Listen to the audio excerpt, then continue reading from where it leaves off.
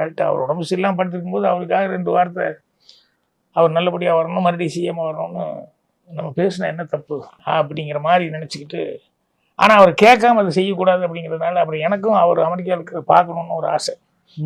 உடம்பு சரியில்லாமல் போயிருக்காரு, எப்படியா போய் பார்க்கணுன்னு அந்த ஃபீலிங் வேறு இருந்தது.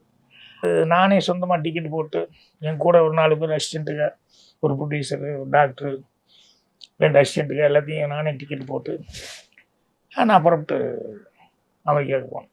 நான் போகிற வரைக்கும் யாருக்குமே தெரியாது. நான் பர்சனலாக போனேன். அங்கே ஒரு தொண்டை மட்டும் எவனோ தெரிஞ்சுக்கிட்டு ஒருத்தன் வந்தா, சார் அமெரிக்கா போகிறீங்களாம தலைவர் பார்க்க, ஊறுகாய்னா ரொம்ப பிடிக்கும், எப்படியாவது ஊறுகாய் பாட்டில்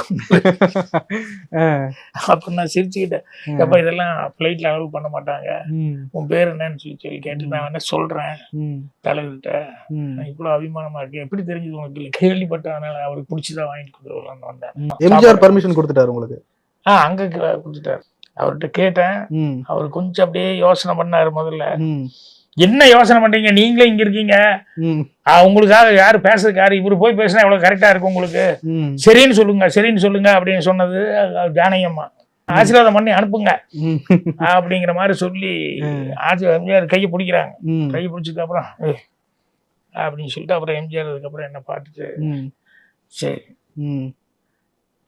இல்லை என்ற சொல்லை தலைவன் சொன்னதே இல்லை, 100 வந்தும் அவன் தோல்வி கண்டதும் இல்லை.